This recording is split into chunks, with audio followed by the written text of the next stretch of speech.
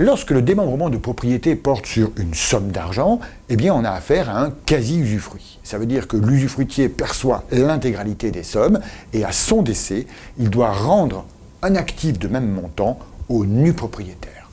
Eh bien, cette obligation de rendre, ça s'appelle une créance de restitution.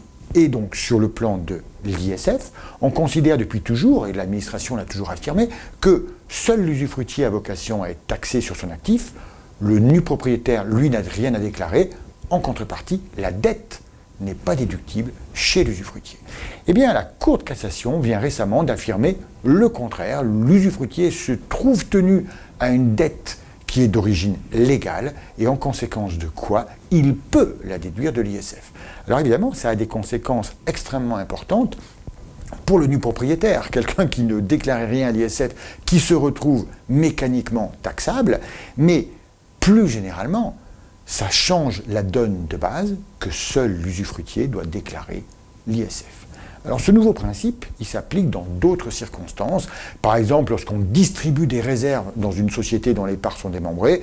Par exemple, lorsque j'ai des capitaux démembrés suite à un contrat d'assurance vie, clause bénéficiaire démembrée par exemple, on retrouve ces phénomènes.